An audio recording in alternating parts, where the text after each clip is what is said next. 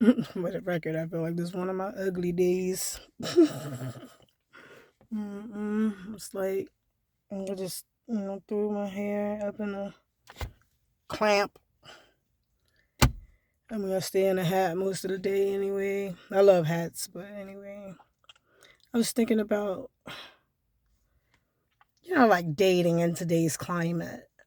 Like me, especially 50 next year, rounding 50 and everything.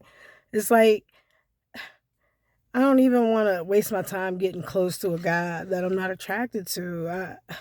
I don't know if that's backwards. Like, you're getting older. You ain't supposed to be worrying about it. It's not a matter of just looks. It's like how they look to me. Like, they don't have to be the definition of fine in everybody else's eyes. But when I see you, there should be some type of, joy or leap on the inside, And like, for example, I don't really like dreads. So rather than trying to get with a guy that has dreads and make him cut it or style it in a way that I'd enjoy it per se, I just avoid men that have dreads, and then the same thing, like with weave, like I wear a lot of weave and wigs.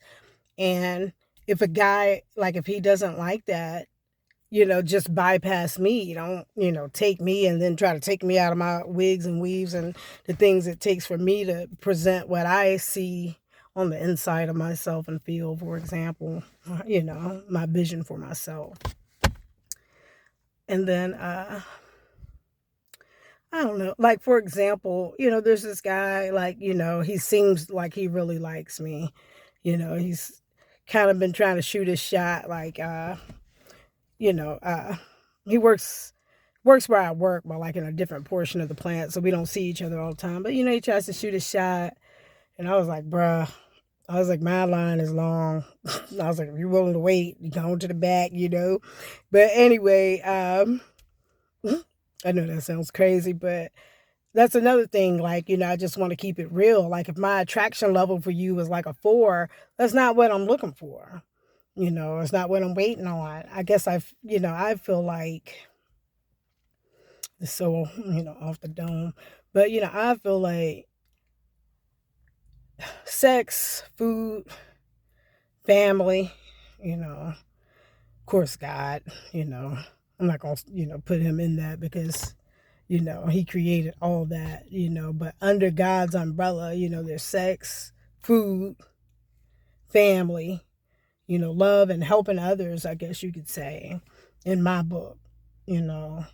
And I don't want a guy that doesn't turn me on, point blank, period. Or like but here's the thing, it is true that you can get to know somebody and looks, aren't all that important afterward. That's a fact.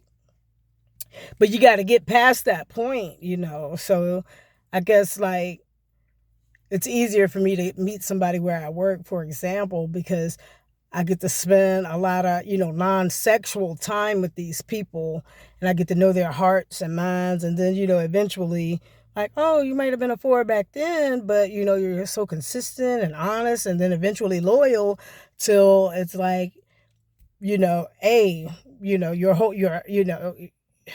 my draw to you might have been a 4, but your whole package is now an 8, you know, for example.